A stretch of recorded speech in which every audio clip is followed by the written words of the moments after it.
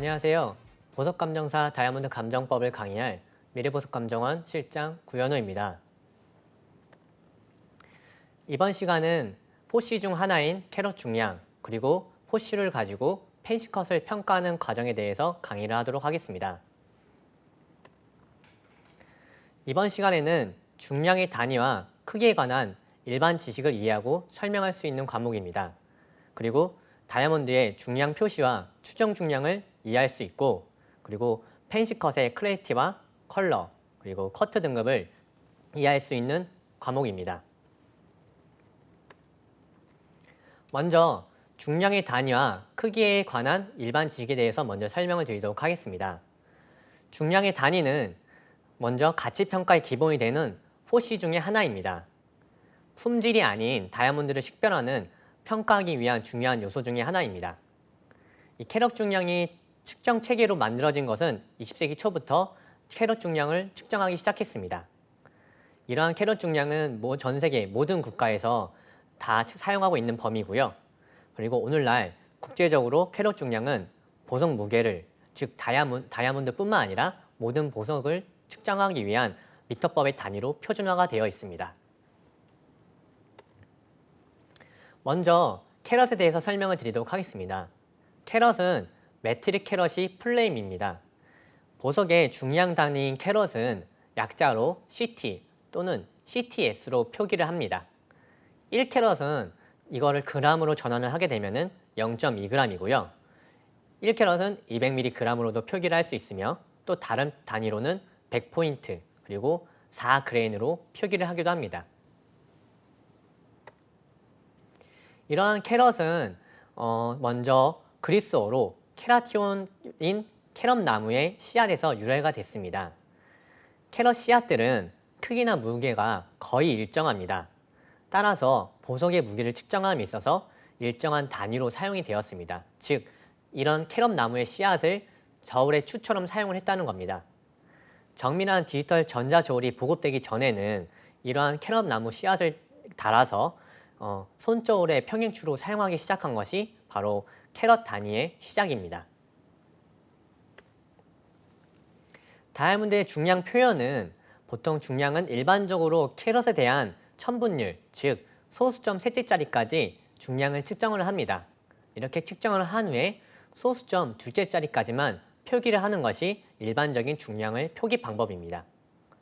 일반적으로 다이아몬드의 중량을 소수점 둘째 자리까지 표시하는 것이 상업적 광인이지만, 외국의 일부 감정기관이나 다른 타 감정기관에서는 0.001캐럿, 즉 소수점 셋째 자리까지 표시하기도 하지만 일반적으로는 소수점 둘째 자리까지 표기를 하고 유통되는 것이 일반적입니다. 이런 캐럿을 측정을 하다 보면은 멜리 다이아몬드라는 것을 듣게 될 것입니다. 이런 멜리 다이아몬드라는 표현은 보통 나라마다 사이즈의 측정이 다르지만, 우리나라 같은 경우에는 일반적으로 0.01캐럿 미만, 즉 0.1캐럿보다 작은 사이즈의 다이아몬드를 지칭하는 의미로 통용이 되고 있습니다. 또 한 가지, 이제 주얼리 관련 보석 감정을 공부하시다 보면은 캐럿과 캐럿이라는 단어를 자주 듣게 될 것입니다. 한글로는 똑같은 표현법이지만 영어로는 C와 K의 철저 차이가 있습니다. K로 시작하는 캐럿은 한국, 일본, 미국 등의 금의 순도, 즉 품위를 얘기하는 것입니다. 여기서 금의 순도랑 품위는 일반적으로 750, 18K, 585, 14K 이런 금의 함량을 지칭하는 의미입니다. 따라서 보석의 중량 단위로 사용하는 캐럿, 즉 C로 시작하는 캐럿과는 전혀 다른 의미로 쓰이기 때문에 영어로 표기를 했을 경우 이런 K와 C의 구별을 반드시 해주셔야 합니다. 이러한 캐럿 중량에 따른 희귀성과 가치의 관계에 대해서 설명을 드리도록 하겠습니다. 캐럿 중량은 상징적인 의미와 작은 중량 차이로도 다이아몬드의 가치에 현저한 차이가 생길 수가 있습니다. 이러한 중량이 증가함에 따라 실제 다이아몬드는 그 이상 희귀하게 됩니다. 따라서 중량이 늘어날수록 다이아몬드는 희귀해지기 때문에 다이아몬드의 가치가 또한 비례적으로 올라가게 되는 것입니다.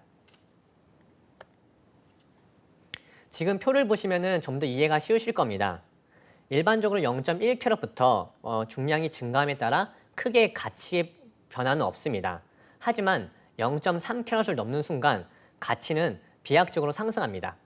또한 여기에 따라서 일정하게 가치가 큰 변화가 없지만 0.5캐럿이 되는 순간 또한 가치가 비약적으로 올라가게 되고 0.5캐럿에서도 큰 가치의 변화는 없지만 1캐럿이 되는 순간 가치에 또 비약적인 상승이 일어납니다. 이 말은 즉 무슨 말이냐면 중량이 올라간다고 그와 동일하게 가치가 올라간다는 것은 아닙니다. 따라서 가치에 따라서 또는 그 중량에 따라서 가치의 변화폭은 일정하지 않고 어느 정도 그 단위를 벗어나는 순간 가치가 올라간다는 것을 의미합니다. 그림을 보면서 다시 한번 설명을 드리겠습니다. 5캐럿 다이아몬드 하나와 1캐럿 다이아몬드 5개의 가치는 다릅니다. 만약에 1캐럿 다이아몬드가 뭐 100만 원이다 하면은 5개이기 때문에 500만 원이겠죠. 그렇다고 5캐럿 다이아몬드의 가치가 500만 원이 되는 것은 아닙니다. 500만 원의 그 이상의 가치를 갖고 있는 것이 바로 5캐럿의 다이아몬드입니다. 이렇게처럼 같은 총 중량이 같다고 가치도 같지는 않습니다. 왜냐하면 쉽게 생각을 하시면은 5캐럿을 연마하기 위한 원석의 크기와 1캐럿을 연마하기 위한 원석의 크기에 그 두 원석을 비교했을 때 어느 것이 더 희귀하냐에 따라서 가치가 달라진다고 생각을 하시면 됩니다. 1캐럿을 연마할 때 필요한 원석은 뭐 예를 들어서 뭐 10% 정도의 뭐 그 확률로 발견할 수 있다면 5캐럿은 그의 뭐 5분의 1인 뭐 2%가 아닌 그보다 더 극히 드문 확률로 발견할 수 있기 때문에 가치는 중량에 따라 비례하는 것이 아니라 그 이상 뭐 2배, 3배, 4배 차이가 날 수가 있는 것입니다. 또 이제 같은 품질이라도 0.99캐럿이랑 1.01캐럿의 다이아몬드의 가치도 한번 비교를 해보도록 하겠습니다. 육안으로 보시면은 0.99캐럿이나 1.01캐럿의 차이는 느껴질 수가 없습니다.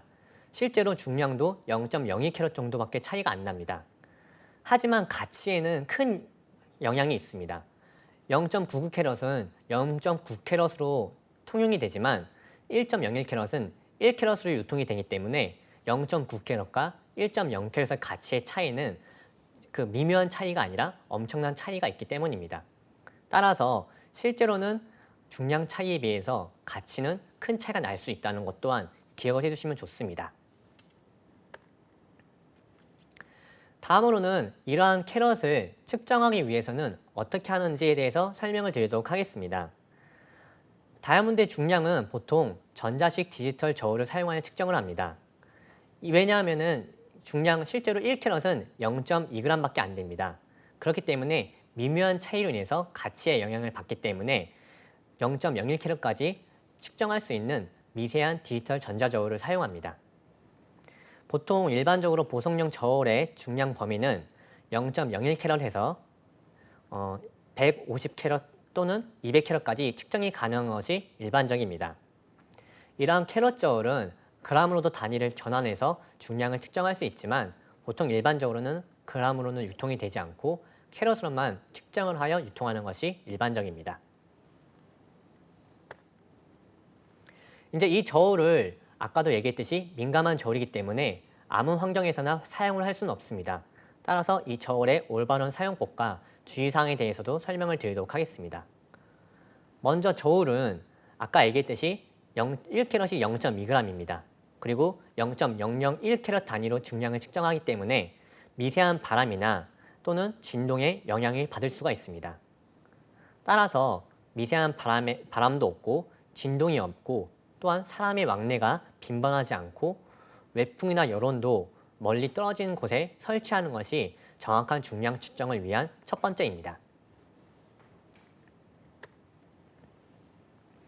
이렇게 외부적인 요인을 제거를 했다 하더라도 이 저울을 받침하고 있는 밑받침은 매우 단단하고 고정되어 있는 받침을 써야 됩니다. 왜냐하면 주변의 진동에 의해서도 이 저울은 미세하게 움직일 수 있기 때문에 저울을 받치고 있는 받침은 일반적으로 무거운 대리석이나 또는 단단하게 고정되어 있는 책상이나 탁자 위에 고정해서 사용하는 것이 일반적입니다. 다음으로는 이 저울을 보시면은 저울 뒤편이나 저울 한쪽에 이렇게 사진에서 보시다시피 수평 조절이 가능한 장치가 있습니다. 이러한 장치, 즉 기울음에 따라서 또는 한쪽의 각도에 따라서 중량의 측정에 오차가 생길 수가 있습니다. 앞서 얘기한 것처럼 다이아몬드는 0.001캐럿 단위로 중량을 측정하기 때문에 미세한 기울어짐에 따라서 중량에 영향을 받을 수 있습니다. 따라서 중량을 측정하기에 앞서 항상 이 수평을 맞춘 다음에 중량을 측정해야 합니다. 이렇게 외부의 요소를 최소화할 수 있고 단단한 받침에 고정을 한 상태에서 수평을 맞추고 다음으로 할 것은 바로 0점입니다. 저울을 사용할 때 미세한 먼지나 이물질이 떨어져 있으면 중량에 영향을 받습니다. 따라서 이 중량의 초점이 0에 맞춰져 있는지 반드시 확인을 한 다음에 중량을 측정해야 합니다. 이렇게 민감한 저울은 중간중간 자주 점검을 해줘야 됩니다. 그렇지 않으면 다이아몬드 가치에 큰 영향을 미칠 수 있기 때문입니다. 이렇게 중량을 측정할 수 있는 저울을 사용하는 방법에 대해서 알려드렸습니다. 다음으로는 다이아몬드 거들 직경에 따른 중량 추정에 대해서 설명을 드릴 건데요. 일반적으로 다이아몬드는 라운드 브릴리언트로 연마가 되어 있습니다. 이것이 일정한 정상적으로 연마가 되어 있다면 다이아몬드 중량에 따라서 거들의 직경은 일정한 틀을 유지하고 있습니다. 따라서 정상적으로 연마된 다이아몬드라면 거들의 직경의 측정만으로도 이 다이아몬드가 어느 정도의 중량을 갖고 있는지 추정할 수 있는 방법이 바로 이 거들 직경에 의한 중량 추정법입니다. 만약에 5캐럿의 다이아몬드라면 보통 거들의 직경은 11mm를 갖고 있는 것이 일반적입니다. 3캐럿일 경우에는 9.3mm, 1캐럿일 경우에는 6.5mm, 0.5캐럿일 경우에는 5.2mm, 0.3캐럿일 경우에는 4.4mm, 0.1캐럿인 경우에는 3.0mm의 거들 직경을 갖고 있습니다. 이러한 직경은 보통 일반적으로 유통되는 다이아몬드에도 적용이 가능하기 때문에 반드시 기억을 해두는 것이 좋습니다. 다음으로는 다이아몬드 채를 이용한 추정 중량입니다. 멜리 사이즈의 다이아몬드처럼 작고 많은 양의 다이아몬드를 분류할 때는 저울이나 케이지로 사용할 경우 시간이 엄청 많이 걸립니다. 따라서 이러한 것을 간소하고 쉽게 빠르게 분류할 수 있는 방법이 바로 다이아몬드 채를 이용한 추정 중량입니다. 이 다이아몬드 채는 거들 직경과 중량과의 연관성을 이용하여 고안된 방법입니다. 이런 방법으로 중량을 분류하게 될 경우 신속하고 효율적으로 다이아몬드의 분류가 가능합니다. 다이아몬드 채는 크기에 따라서 여러 가지의 사이즈로 구분이 되어 있는 채가 있습니다. 이것을 교체하면서 그 사이즈에 맞는 다이아몬드를 분류하는 방식입니다. 이렇게 사진에서 보시다시피 다이아몬드 채의 구멍이 큰 것에서 작은 순서로 다이아몬드가 들어있는 통 안에 넣고 다이아몬드를 흔들면서 다이아몬드를 통과시키는 방법입니다. 그래서 이 다이아몬드 사이즈에 맞춰서 오른쪽에 있는 채를 교체해주면서 그 거들 직경에 맞춰 중량을 분류시키는 방법입니다. 이렇게 중량을 구분을 하고 그리고 그로 인해서 나온 중량 표시법은 업계의 각기 다른 분야에서 파생되어 각각 다른 방식으로 표기를 합니다. 앞서 얘기한 그레인이라는 방식이 있는데요. 그레인이라는 방식은 주로 서양의 다이아몬드 딜러들이 그레인 또는 그레이너라고 사용하는 용어입니다. 이 그레인이라는 단위는 다이아몬드가 아닌 진주 중량을 표시하는 데 많이 사용되는 용어입니다. 1그레인은 4분의 1캐럿, 즉 0.25 메트릭 캐럿과 동일하며 4그레인이 1.00캐럿, 즉 1캐럿이라고 생각을 하시면 됩니다. 두 번째는 앞서 설명한 포인트입니다. 포인트는 보통 1캐럿 미만의 다이아몬드일 경우 영어권에서 주로 사용이 되는 단위입니다.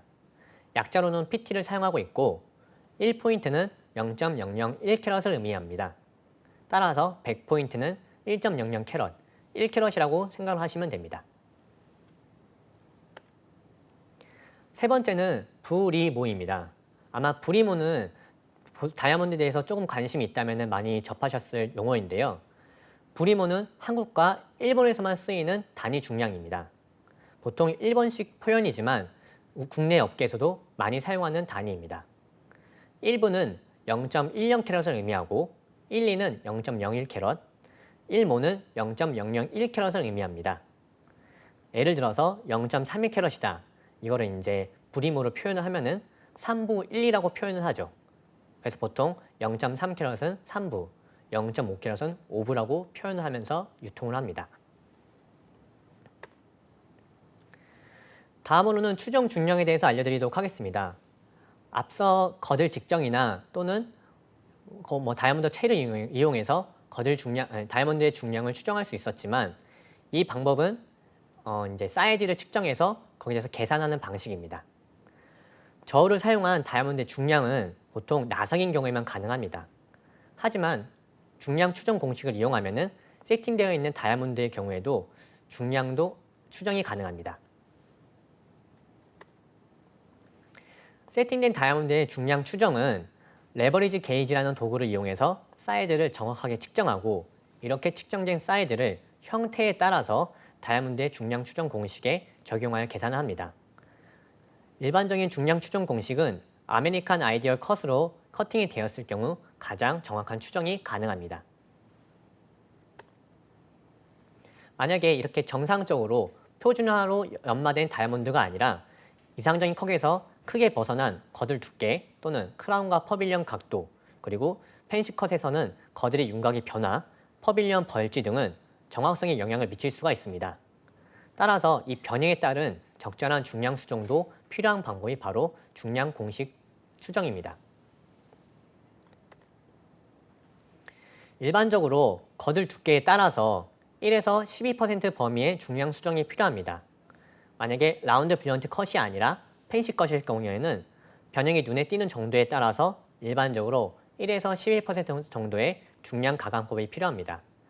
여기서 거들 두께란 저번에 설명드렸던 extreme thin, 또는 thick, medium, very thick 이런 거들 두께를 의미하는 것입니다. 그리고 이 외에도 펜시 컷 중 에메랄드와 마키즈, 페어 쉐이프는 조정 개수가 필요합니다. 길이와 폭의 비율에 따라서 적당한 조정 개수를 선택해서 공식에 대입을 하고 계산을 해주면 되는 것입니다. 이렇게 앞에서 설명한 공식대로 계산을 할 경우 계산된 중량은 소수점 셋째 자리에서 반올림하여 소수점 둘째 자리까지 표기를 합니다. 먼저 첫 번째, 라운드 블리언트 컷입니다. 추정 중량은 평균 거들 직경의 제곱에 깊이 곱하기 0.0061 곱하기 중량 수정치입니다. 여기서 평균 거들 직경은 거들을 쟀을 때 여러 번 재서 평균을 낸 거들의 값을 얘기하는 것이며 중량 수정치는 이 거들이 일반적인 거들의 두께인지 아니면 두껍거나 얇은 거들인지에 따라서 거들의 중량 수정치를 곱해주시면 되는 겁니다. 깊이는 테이블부터의 큐리까지의 길이를 깊이라고 표현을 합니다. 두 번째는 펜시 컷의 하나인 오벌 브리언트 컷입니다. 오벌 브리언트 컷 또한 평균 거들의 직경의 제곱을 이용한 공식입니다. 이 평균 거들 직경의 제곱에 깊이를 곱하고 0.0061을 곱해서 그리고 마지막으로 중량 수정치를 곱한 값이 바로 추정 중량 공식입니다. 여기서는 변화가 있다면 바로 0.006이죠. 이것이 이제 그 각 라운드 블리언트 컷이냐 아니면 오벌 컷이냐에 따라서 이 고정된 값이 변화를 합니다. 다음으로는 하트 쉐이프입니다. 하트 쉐이프는 오벌이나 또는 라운드처럼 평균 거들 직경을 구하는 것이 아닙니다. 즉 길이와 폭을 구해서 공식에 대입을 해주는데요. 길이는 보통 세로를 말하며 폭은 가로를 의미합니다. 여기서 길이와 폭을 곱하고 여기서 이제 깊이를 곱한 상태에서 0.0059를 곱하고 그리고 중량 수정치를 마지막으로 곱해주면 하트 쉐이프의 추정 공식을 알 수 있습니다. 네 번째로는 삼각형 브리언트 컷입니다. 보통 펜시 컷은 거들 직경의 평균보다는 길이와 폭을 구해서 곱하는 경우가 대부분입니다. 따라서 삼각형 브리언트 컷 경우에도 길이와 폭을 곱해주고 여기에 0.0057을 곱해주면 이 추정 중량 공식을 알 수 있습니다. 다음으로는 프린세스 컷입니다. 프린세스 컷은 사각형의 형태의 펜시 컷인데요. 따라서 길이와 폭이라고 얘기했지만 거의 정사각형에 가까운 형태이기 때문에 가로와 세로 길이라고 생각을 하시면 됩니다. 이렇게 가로와 세로의 길이를 곱해주고 여기에 깊이와 0.0083의 값을 곱해준 다음에 중량 수정치를 최종적으로 곱해주면 이 프린세스 컷의 추정 중량 공식을 알 수 있습니다. 다음으로는 앞에 얘기했던 조정 개수가 필요한 펜싱 컷입니다. 조정 개수는 보통 에메랄드의 길이의 폭을 이렇게 대입을 해서 구하는데 1대 1일 경우 0.0080, 1.5대 1일 경우 0.0092, 2대 1일 경우 0.01, 2.5대 1일 경우 0.106 이런 식으로 조정 개수가 대입이 됩니다. 따라서 에메랄드 추정 공식 같은 경우에는 길이, 폭, 깊이를 곱해주고 여기에 조정 개수 값을 곱해준 다음에 중량 수정치를 곱해주는 것이 바로 에메랄드 컷의 중량 추정 공식입니다. 다음으로는 마키즈 브릴리언트 컷입니다. 마키즈 브릴리언트 컷 또한 앞에 에메랄드와 마찬가지로 길이와 폭의 비율로 조정 개수가 있습니다. 각각의 조정 개수에 따라서 길이와 폭의 그리고 깊이의 값을 곱해준 다음에 여기에 조정 개수를 곱하고 중량 수정치를 곱한 것이 바로 중량 추정 공식입니다. 7번째로는 페어 쉐이프입니다. 일반적으로 물방울 형태라고 불리는 컷 형태가 바로 페어 쉐이프인데요. 이것 또한 길이 대 폭의 비율로 조정 개수를 구합니다. 길이와 폭의 깊이로 각각의 값을 곱해준 다음에 조정 개수를 곱해주고 마지막으로 중량 수정치를 곱해준 값이 바로 이 페어 쉐이프의 중량 추정 공식입니다. 이렇게 각각의 중량 추정 공식에 따라서 레버리지 게이지만 있다면 이 다이아몬드의 중량이 어느 정도인지 알 수 있습니다. 이렇게 중량 추정 공식을 통해서도 중량을 구하고 또는 디지털 저울을 이용해서 중량을 구했습니다. 하지만 이것을 표기하는 데에는 일반적인 관행이 있는데요. 바로 국제적인 다이아몬드 거래 12조 가이드라인에서는 관행적으로 소수점 셋째 자리, 즉 0.001캐럿까지 측정을 한 다음에 이 소수점 셋째 자리가 0.009, 즉 9인 경우에는 올리고 0.008캐럿, 즉 8 이하인 경우에는 내려서 소수점 둘째 자리까지 표기하는 것이 국제적인 관행입니다. 예를 들어서 1.259캐럿 같은 경우에는 1.26캐럿으로 표기가 됩니다. 하지만 1.258캐럿의 경우에는 1.25캐럿으로 표기가 됩니다. 따라서 실제로는 0.001캐럿밖에 차이가 나진 않지만 실제로는 표기가 되는 것은 0.01캐럿의 차이가 나게 되는 거죠. 그래서 예를 들어서 0.999캐럿이라면 이 다이아몬드는 1캐럿이 되는 거고 0.998캐럿이라면 이 다이아몬드는 0.99캐럿이 되는 것입니다. 따라서 이 0.001캐럿이 매우 중요한 역할을 하는 것입니다. 이렇게 중량에 대해서 공부를 해봤습니다. 이제 지난 시간까지 해서 총 클래리티, 컬러, 커트 그리고 이번 시간까지 해서 캐럿에 대해서 포시에 대해서 공부를 했었습니다. 근데 지금까지는 이제 라운드 브릴리언트 컷을 평가하는 방법에 대해서 설명을 드렸고요. 지금부터는 이제 펜시 컷을 어떠한 식으로 평가를 하느냐, 즉 이 포시를 어떻게 활용하여 펜시 컷을 평가하느냐에 대해서 알려드리도록 하겠습니다. 먼저 펜시 컷의 경우는 다이아몬드의 원석을 최대한 중량을 보존하기 위해서 펜시 컷을 연마하는 경우가 일반적이라고 지난 시간에 설명을 드렸었습니다. 라운드 브릴리언트 경우에는 원석의 중량 부유가 약 50% 정도의 중량만 부유가 됩니다. 하지만 이것을 펜시 컷을 연마를 할 경우 프린세스 컷은 약 80%, 레디언트 컷이라는 컷은 약 60% 정도의 중량을 보유할 수가 있습니다. 따라서 이 펜시 컷은 외관적인 모양보다는 중량을 많이 보유하기 위한 하나의 방법이라고 생각을 하시면 됩니다.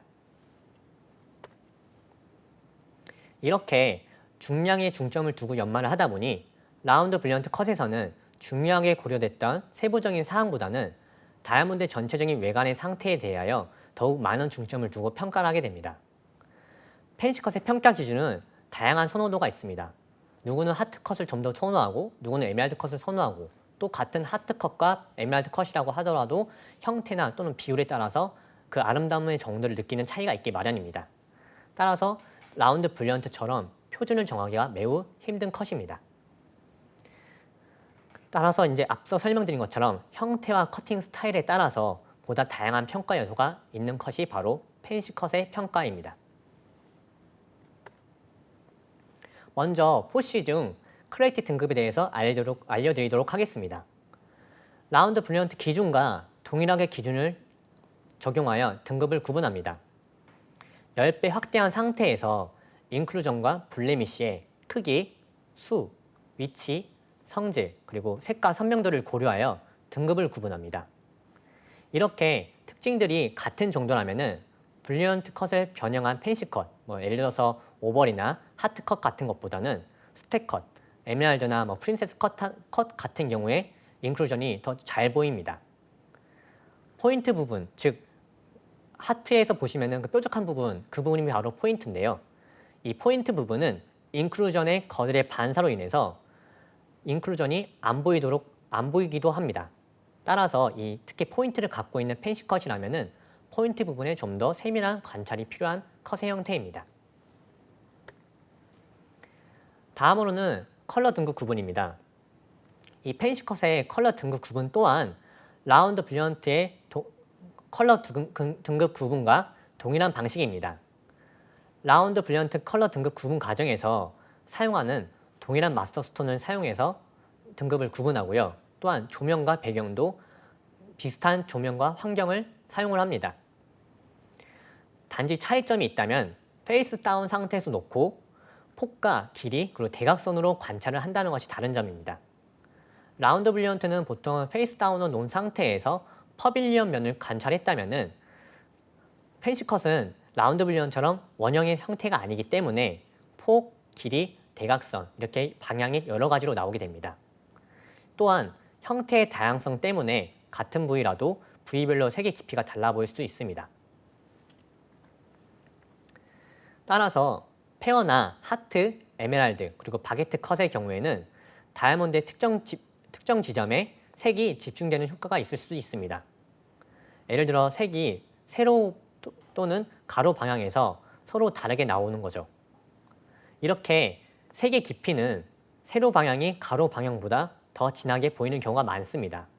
왜냐하면 세로, 즉 길이가 좀 더 길기 때문에 폭보다는 좀 더 색의 집중이 훨씬 더 높게 나오는 겁니다. 이 대각선, 그래서 따라서 펜시컷 같은 경우에는 대각선 방향에서 보이는 컬러의 양으로 컬러 등급을 결정하는 것이 일반적입니다. 일반적으로 GI 방식에서는 대각선 방향을 보고 컬러 등급을 구분을 합니다. 하지만 ISO나 12조 방식에서는 포인트와 코너 관찰 방향을 제외하고 나머지를 보면서 컬러 등급을 구분합니다. 오른쪽 사진은 페어컷을 어느 방향에서 관찰을 하느냐에 따라 그 방향을 표시한 사진입니다. 세 번째로는 커트 등급입니다. 커트 등급은 펜시 컷은 윤곽이 각 컷마다 다양하고 컷마다 이상적인 비율에 대한 명확한 표준이 없습니다. 따라서 라운드 브릴리언트에 비해 프로포션의 범위가 넓을 수밖에 없는 것입니다. 라운드 브릴리언트는 아메리칸 아이디얼 컷이라던가 아니면 이상적인 그 프로포션의 비율이 정해져 있는데 펜시 컷은 그러한 비율이나 또는 예시가 없다는 것입니다. 따라서 펜시 컷에 대한 미적인 평가는 주관적이지만 일반적으로 4가지의 기준은 있습니다. 첫 번째, 대칭되는 부분들이 고르게 만들어졌는가에 대한 여부입니다. 두 번째는 전체적인 윤곽이 아름다운지입니다. 세 번째는 이것이 세팅하기에 실용성이 있는가 아니면 실용성이 없는가에 대한 바로 여부입니다. 네 번째로는 빛에 대한 아름다움입니다. 빛에 대한 아름다움은 브라이트니스, 파이어, 신틸레이션이 얼마나 잘 나오냐에 따라 바로 아름다움이 결정되는 것입니다. 보통 라운드 브릴리언트에서는 100%의 비율은 평균 거들이 바로 기준입니다. 하지만 펜치컷에서는 100%의 기준은 다이아몬드의 폭을 의미합니다. 첫 번째, 커트에서 테이블 크기입니다. 펜시컷은 전체 폭과 테이블의 길이를 목측이 아닌 실측으로 측정을 합니다. 라운드 브릴리언트에서는 목측으로 어느 정도 추정을 할 수 있었는데 펜시컷에서는 추정을 하지 않고 반드시 실측을 합니다. 브릴리언트 형태의 펜시컷 다이아몬드에서는 폭은 길이의 중앙 부분의 한쪽 모서리에서 다른 쪽 모서리까지 측정하는 것을 바로 폭이라고 합니다. 스택컷의 같은 경우에는 길이의 중앙 부분을 폭으로 측정을 합니다. 다음 사진을 보시면 좀 더 이해가 쉬우실 건데요. 브릴리언트를 변형한 형태, 즉 하트 패시시나 오벌, 페어, 마키즈 같은 경우에는 벨리 부분을 측정을 해서 폭을 측정을 합니다. 하지만 스택컷, 즉 에메랄드 컷은 옆면의 중앙 부분을 측정을 해서 폭을 측정하는 방식입니다. 이렇게 폭을 측정을 했으면은 브릴리언트 형태의 펜시컷 다이아몬드에서는 테이블의 길이는 바로 테이블의 중앙에 위치한 모서리와 반대쪽 모서리까지를 측정하는 방법이 바로 테이블의 폭입니다. 스택컷에서는 테이블의 가로 길이를 측정합니다. 다음 사진을 보시면 좀 더 이해가 쉬우실 건데요. 하트, 오벌, 페어, 마키즈는 테이블 모서리 부분을 측정해서 테이블의 폭을 측정한다는 것을 알 수 있습니다. 하지만 스택컷 같은 경우에는 서로 평행한 두 선이 있기 때문에 그 선의 중앙 부분을 측정을 하는 방법이 바로 테이블의 폭을 측정하는 방법입니다. 이렇게 다이아몬드의 폭과 테이블의 폭을 측정을 했으면은 테이블의 길이의 비율을 알 수 있는데요. 바로 테이블의 길이 나누기 폭 곱하기 100이 바로 테이블의 비율입니다. 두 번째는 크라운 각도입니다. 펜시컷의 크라운 각도는 프로파일법으로 추정을 합니다. 브릴리언트 형태의 펜시컷은 벨리 부분의 베젤 패시 각도로 추정을 하고요. 스택컷의 경우에는 세 계단 중 가운데 계단의 패시의 각도를 추정을 합니다. 일반적으로 적당한 크라운의 각도는 30에서 34도입니다. 즉, 크라운 각도를 프로파일법으로 측정한다는 것은 옆으로 봤을 때, 즉 테이블과 크릿을 잡고 거들면을 봤을 때 그 각도를 측정한다는 겁니다. 이렇게 크라운 각도를 측정을 했을 때 크라운 각도의 표현은 라운드 브릴리언트에서는 이게 몇 도 이런 식으로 수치로 표현을 했습니다. 하지만 펜시컷은 수치가 아닌 언어적 표현을 사용해서 표기를 합니다. 만약에 이 각도가 적당할 경우에는 적당하다, 약간 낮다, 매우 낮다, 약간 높다, 매우 높다 이런 식으로 언어적으로 이 각도가 어느 정도의 각도를 갖고 있는지 표현을 해줍니다. 세 번째는 거들 두께입니다. 거들 두께 또한 라운드 브릴리언트와 기본적인 요소는 동일합니다. 펜시컷 중에서는 하트 쉐이프의 클래프트, 그리고 포인트, 그리고 마키즈 컷의 또 페어 컷의 포인트 부분은 충격에 특히 민감합니다. 여기서 말한 클래프트란 하트에서 움푹 들어간 부분을 말하고요. 포인트는 뾰족한 부분을 말합니다. 이렇게 여러분이 상상하듯이 이 부분은 매우 얇은 또는 뾰족한 부분을 형태를 띠고 있습니다. 따라서 매우 민감하고 세팅 과정에서 손상되기 쉬워서 일반적인 거들 두께보다 두껍게 연마를 하는 편입니다. 따라서 이 부분은 상대적으로 조금 더 두꺼운 거들의 두께를 허용하고 커트 등급을 평가합니다. 지금 사진을 보시면 좀 더 이해가 쉬우실 건데요. 마키지 부분 같은 경우에는 포인트, 즉 양 끝의 뾰족한 부분은 일반적인 거들 두께보다 두꺼운 것을 알 수 있습니다. 그리고 하트 쉐이프의 클래프트, 즉 움푹 들어간 부분은 이 부분 또한 평상시에 일반적인 거들 두께보다 좀 더 두꺼운 것을 알 수 있습니다. 다음으로는 전체 깊이의 비율입니다. 라운드 브릴리언트에서는 평균 직정을 100으로 잡고 그리고 전체 깊이를 측정했을 때의 비율이 바로 전체 깊이의 비율입니다. 펜시컷에서는 라운드 브릴리언트와는 다르게 폭을 100으로 잡습니다. 이렇게 폭을 100으로 잡고 전체 깊이의 비율을 계산했을 때의 비율이 바로 전체 깊이의 비율입니다. 이 전체 깊이의 비율을 구하는 방법은 전체 깊이 나누기 폭 곱하기 100을 계산하게 되면 바로 전체 깊이의 비율이 나오게 됩니다. 다음으로는 퍼빌리언 깊이입니다. 퍼빌리언 깊이는 벌지와 보호타이라는 것을 알아두시면 좋은데요.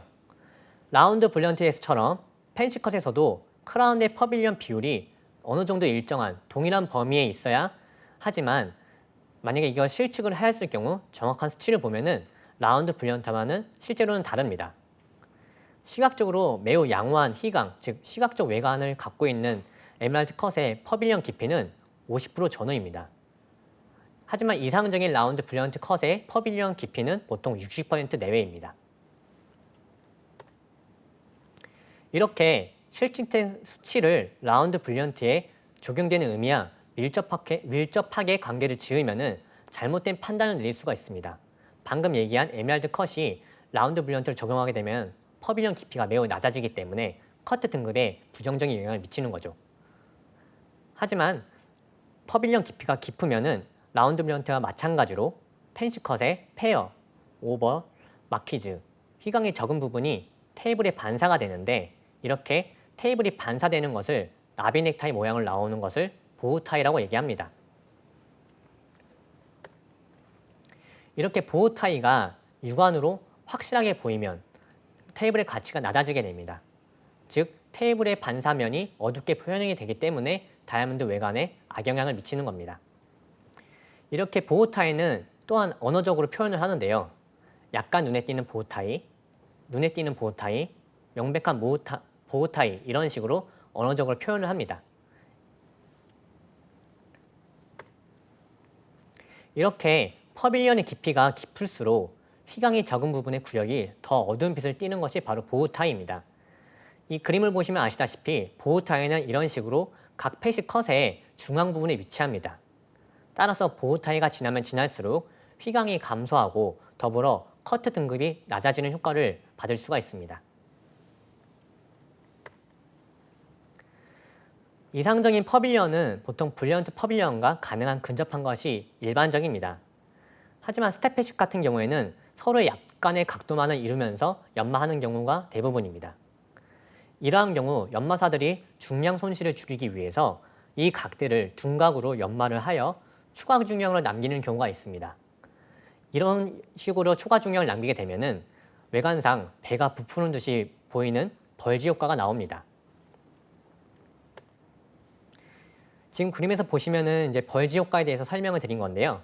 일반적으로 연마가 된 에메랄드 컷이라면은 이 정상인 그림처럼 날렵하게 퍼빌리언이 연마가 돼야 됩니다. 하지만 이 벌지가 5% 초과 중량, 10% 초과 중량, 15% 초과 중량 이런 식으로 벌지가 심해지게 되면은 이렇게 날렵한 퍼빌리언 면이 아닌 마치 배가 나온 것처럼 둥그스름한 퍼빌리언 각도를 이루게 됩니다. 이러한 것이 바로 벌지라고 표현을 합니다. 이러한 벌지는 앞에서 설명한 것처럼 원석으로부터 더 많은 중량을 보유하기 위해 일부러 만들어지는 경우가 대부분입니다. 하지만 이러한 벌지가 심하지 않고 뚜렷하지 않으면 가치에 그렇게 큰 영향을 미치지 않습니다. 하지만 이러한 벌지가 심하게 되면 외관상 형태는 물론 빛이 누출이 되어 브라이트니스가 감소가 되고 또한 이 둥그스름한 퍼빌리언 면 때문에 세팅하기가 쉽지가 않습니다. 따라서 심한 벌지를 갖고 있는 다이아몬드의 경우에는 가치가 낮아지는 영향이 있습니다. 이렇게 벌지는 10배의 배율에서 관찰하는 것이 일반적입니다. 이렇게 관찰을 했을 때 벌지의 형태에 따라서 구분을 하는데요. 이 또한 보호타이처럼 수치로 표현하는 것이 아니라 언어적으로 표현합니다. 만약에 약간의 벌지를 갖고 있으면 약간의 벌지, 눈에 띄는 벌지, 명백한 벌지 이런 식으로 언어적으로 표현을 해주는 것이 바로 벌지 등급의 구분입니다. 이렇게 퍼빌리언 깊이의 표현은 라운드 블리언트와는 다르게 수치가 아닌 언어적 표현으로 등급을 구분합니다. 이렇게 종합적인 판단을 내리면 퍼빌리언 깊이가 적당하다, 약간 깊다, 약간 얕다, 매우 깊다, 매우 얕다 이런 식으로 언어적으로 표현을 해주는 것이 바로 퍼빌리언 깊이에 대한 평가입니다. 여섯 번째로는 큐렛의 크기입니다. 큐렛의 크기에 대해서는 일반적으로 펜시의 컷은 큐릿은 포인트나 라인이 될 수 있습니다. 여기서 포인트는 라운드 브릴리언트처럼 하나의 점처럼 보이는 형상을 말하고요. 라인은 점이 아닌 선 형태로 나오는 것을 라인이라고 합니다. 이렇게 큐릿은 다이아몬드의 중앙, 즉 전체 모양에서 가장 넓은 부분의 중간에 위치합니다. 즉 테이블을 통해서 봤을 때 테이블의 중앙 부분에 위치하는 것이 바로 큐릿이죠. 이렇기 때문에 일부의 페어 쉐이프에서는 예외로 가상의 원 중앙에 큐릿이 위치하는 경우도 있습니다. 지금 이제 하트컷의 그림인데요. 일반적으로 하트컷에 지금 A를 보시면은 테이블의 정중앙에 위치한 것을 알 수 있습니다. 하지만 전체적인 외관을 봤을 때는 전체적인 외관의 중앙 부분이 아닌 살짝 위로 치우쳐진 것을 알 수 있습니다. 왜냐하면은 이 크래프트의 양쪽 부분, 이 숄더나 숄더 부분을 가상의 원을 그렸을 때는 이 가상의 원 부분의 중앙에 위치한 지점이 바로 이 지점이기 때문입니다. 또한 밑에 그림에 보았을 때도 이 오버컷의 경우에도 같은 이유입니다. 따라서 B나 C나 D 같은 경우에는 큐릿이 정중앙에 위치하지 않고 한쪽에 치우친 것을 알 수 있습니다. 이렇게 펜시컷에서도 라운드 브릴리언트와 마찬가지로 큐릿의 크기는 최대한 작게 연마하는 것이 일반적입니다. 왜냐하면 면이 커지면 커질수록 빛의 노출이 많아지기 때문에 페이스업에서 봤을 때 큐릿이 많이 눈에 띄게 되는 점이기 때문입니다. 이렇게 큐릿의 크기는 라운드 브릴리언트에서 사용되는 범위로 똑같이 표현을 합니다. 하지만 이게 포인트가 아닌 라인으로 나왔을 경우, 즉 길이와 폭의 길이가 다를 경우에는 세로 길이가 아닌 가로의 폭으로 크기를 측정합니다. 이렇게 그림에서 보시다시피 큐릿의 크기를 측정하는 방법입니다. 다음으로는 펜시컷의 매력과 대칭입니다. 펜시컷을 연마하는 경우는 원석의 중량의 손실을 줄이기 위해서 연마하는 경우가 일반적입니다. 따라서 이렇게 중량의 손실의 최소화만을 위해서 연마하는 경우에는 연마 비율에 실제적으로는 부정적인 영향을 미치는 경우가 있습니다. 따라서 밑에 그림에서 보시다시피 중량을 최대한 보유하기 위해서 비율을 깨트리고 연마를 할 경우 외관상 아름다움을 느끼지 못하는 컷의 비율을 유지하는 경우가 대부분입니다. 이렇게 기본적으로 펜시컷의 대칭과 매력은 라운드 브릴리언트에서의 같은 표준이 적용이 됩니다. 펜시컷에서도 똑같이 동일한 영향을 미치는 경우가 대부분입니다. 펜시컷의 아름다움은 대칭만으로는 충분하지 않습니다. 일반적으로 아까 앞서 설명한 것처럼 외관적으로 봤을 때 형태가 우아해야 됩니다. 따라서 펜시컷을 평가할 때는 다이아몬드의 외관도 같이 고려를 합니다. 먼저 스택컷의 경우 코너가 좁거나 없는 것을 NC, 스택컷의 코너가 넓은 것을 WC라고 합니다. 오른쪽 그림을 보시면서 설명을 들으시면 좀 더 편하게 이해를 하실 수가 있을 겁니다. 세 번째는 페어나 오벌에서 높은 숄더를 갖고 있는 HAS입니다. 왼쪽은 정상적인 연마가 된 오벌컷인데 오른쪽은 높은 숄더를 갖고 있는 오벌컷입니다. 다음으로는 네 번째, 마키즈와 페어, 그리고 파트의 평평한 윙입니다.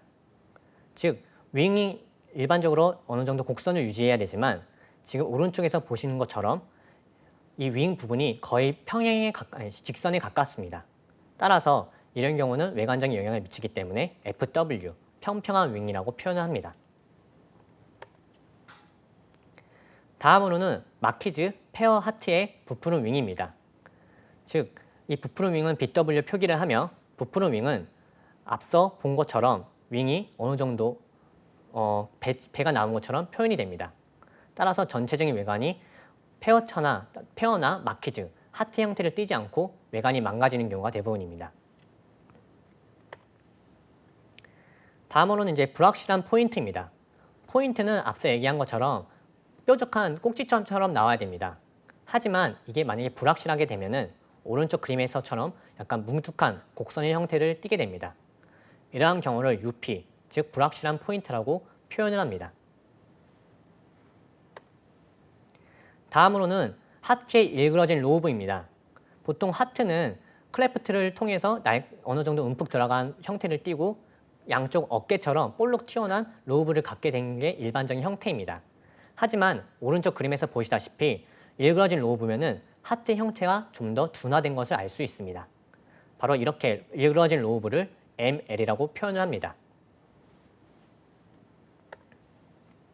이렇게 여러 가지 대칭 이상이 있는데요.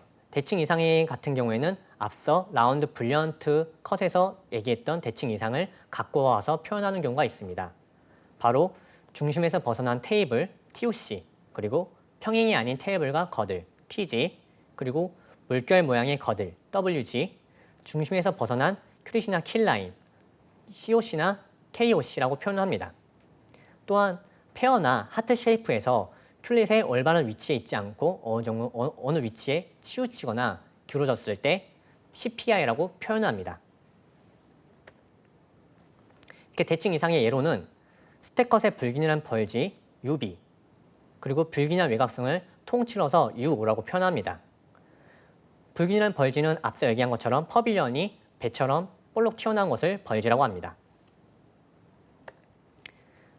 이렇게 이제 불규칙한 외곽선에는 여러 가지가 있는데요. 먼저 스택컷에 평행하지 않은 측면들. 보통 스택컷은 각각의 선들이 평행을 이루어야 됩니다. 하지만 이렇게 평행을 이루지 않고 한쪽으로 기울어지거나 또는 벌어진 경우를 SP라고 표현합니다. 오른쪽 그림을 보시면은 평행이 아닌 측면의 에메랄드 외관을 알 수 있을 겁니다. 다음으로는 스택컷의 불균일한 코너입니다. 보통 코너는 일정한 비율로 똑같이 대칭을 이루어야 합니다. 하지만 이 코너가 어디는 짧고 어디는 길고 이런 식으로 불균일한 형태를 띠고 있다면 그것은 UC라고 표현이 됩니다. 다음으로는 마키즈, 페어, 하트의 불균일한 윙, 즉 UW입니다. 정상적이라면 서로 대칭적인 윙을 갖고 있어야 하지만 만약에 이 윙이 불균일할 경우 오른쪽에서 보시는 그림처럼 불균일한 윙, 즉 UW를 갖게 됩니다. 이러한 UW를 갖고 있으면 전체적인 외관에 영향을 미치게 됩니다.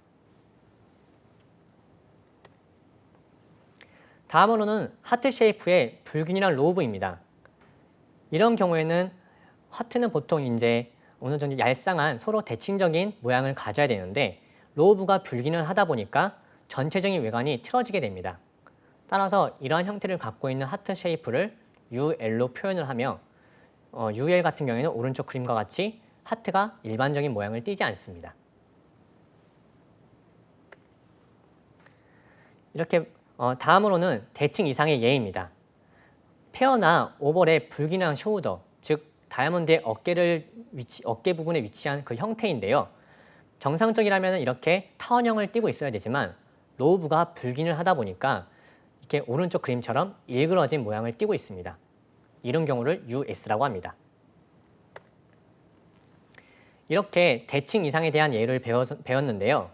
다음으로는 길이와 폭의 비율에 대해서도 설명을 드리도록 하겠습니다. 펜시컷의 매력에는 길이와 폭의 비율도 있습니다. 펜시컷 다이아몬드를 직각으로 교차하는 길이를, 즉 길이와 폭을 측정하여 길이를 폭으로 나누는 비율을 길이와 폭의 비율이라고 표현을 합니다.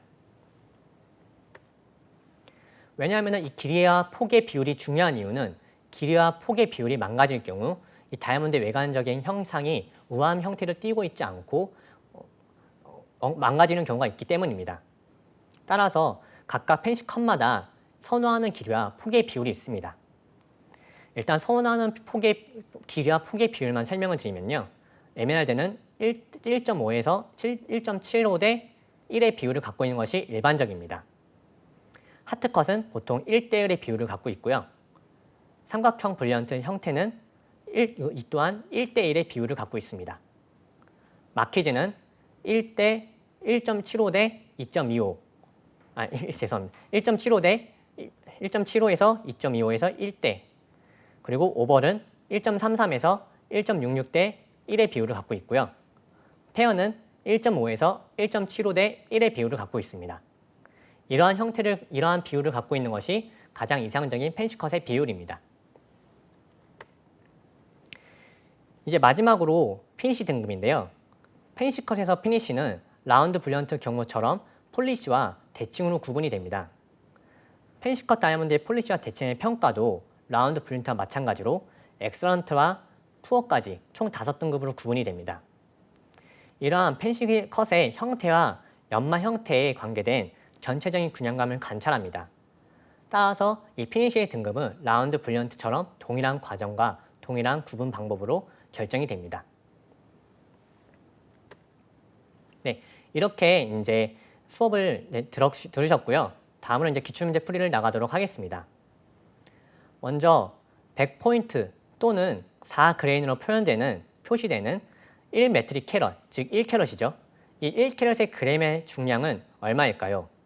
1번 0.1g, 2번 0.2g, 3번 1.0g, 4번 4.0g. 정답은 2번 0.2g입니다. 즉 1캐럿은 0.2g이고 200mg이며 100포인트 4그레인으로 표현이 될 수가 있다는 것을 반드시 기억해 두셔야 됩니다. 다음 문제입니다. 에메랄드 컷에서 다이아몬드의 매우 좁은 코너를 평가할 때 사용되는 약자는 무엇일까요? 1번 NC, 2번 WC, 3번 BW, 4번 HS. 정답은 NC입니다. NC가 에메랄드 컷에서 좁은 코너 또는 거의 없는 코너를 의미하는 표현 방법이고요. WC는 이와 반대로 넓은 코너를 갖고 있는 경우 표현이 됩니다. BW는 라운드 브릴리언트 형태를 변형한 펜시 컷에서 부푼 윙, 즉 뚱뚱한 윙을 얘기하고요. HS는 높은 숄더, 즉 일반적인 숄더보다 더 올라간 숄더를 의미하는 표현 방법입니다. 다음 문제입니다. 우리나라에서는 0.10캐럿 미만의 다이아몬드를 지칭하고 보통 작은 크기의 다이아몬드를 말하는 용어가 있습니다. 이것의 정답은 무엇일까요?